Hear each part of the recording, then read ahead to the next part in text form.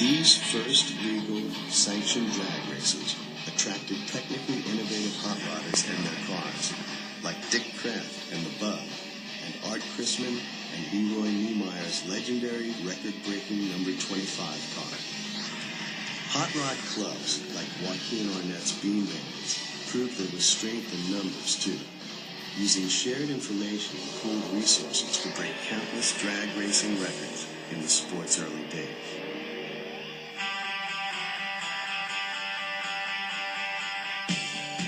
But of all the developments and innovations from this early era of drag racing, none would have as much impact on the future of the sport as one dreamed up one sunny afternoon in Southern California in the early 1950s. I ran a coupe out there, and then I switched that to a Crosley on the same chassis. And I took the Crosley body off and ran without any body, period, just a bucket seat and the chassis. Found out that was the wrong way to go because even though my top speed was about the same, my lapse time was slower. I wasn't getting the traction. So that's when I went home, and about 2 weeks later, come out with the first rail job that was ever built. That was effective. And what I did, I left the wheelbase long and moved the engine back and set behind the engine. And that was the starting of it. This photograph is the earliest known image of what would become known as the slingshot dragster.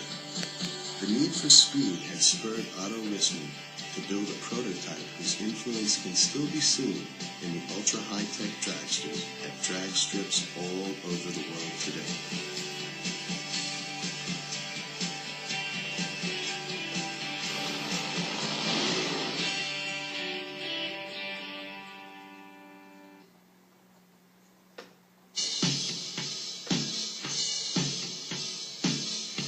Drag racing had made the quantum leap from the streets to organized activity, and in the 1950s, it would experience an explosion of growth as the highly combustible combination of young men, cars, and racing took off by leaps and bounds. It was fast, it was loud, it was elemental, and it was different.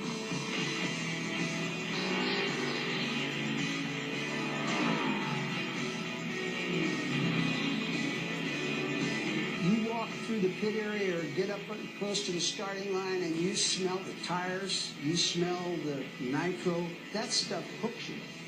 I'm not kidding you. That really does.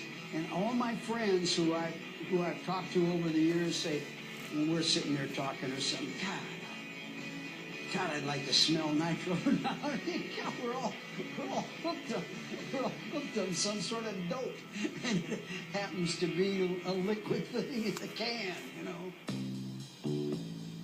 Another landmark for drag racing occurred in 1951, when one of the true pioneers of hot rodding formed the National Hot Rod Association. Wally Parks was a Corky, Oklahoman, whose passion for cars was stoked in the 1930s and 1940s in Southern California. His creation, the NHRA, would legitimize drag racing and provide a protective governing body as the sport reached maturity. There wouldn't be hot rodding or drag racing without Wally Parks. He had the big picture vision of what it could be. When Wally Parks formed the NHRA, it was for hot rodding. It's the National Hot Rod Association, not the National Drag Racing Association. Drag racing had a very bad name at the time, and he thought, I'll take this on, and I'll use the name hot rodding. I won't avoid it. I won't dance around the issue. I'll hit it straight on. Well, the interest in drag racing became very large, and the hot rodders were going to drag racing, so it was only natural that he would get involved in that and use the same big picture vision of how to organize a drag race. We had the challenge of trying to find ways and means to elevate our image to the general public. And I got a phone call one night from this young man who wanted to meet with me. And we got together and he was a kid named Pete Peterson. Robert Pete Peterson was the publisher of Hot Rod Magazine, the first such publication for the growing hot rod culture. He wanted Wally Parks as his editor. In this capacity, Wally came to understand the hopes and fears of prospective magazine advertisers. The negative associations with hot rodding and street racing made legitimate industries shy away from endorsing drag racing. Wally saw the NHRA as the gateway to the sport's respectability. When we formed the National Hot Rod Association in 1951, we did so because there were car clubs around the country that needed activities and needed all the help we could get to keep from getting too involved in street racing and other types of things that were not too complimentary to them.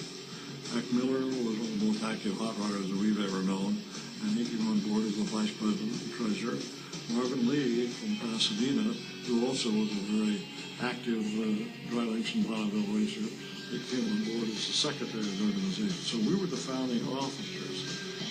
Wally and the other founding officers quickly realized that in most cases, hot rodders meant well, but just didn't know any better. They didn't know about safety equipment. They didn't know how to organize car shows or drag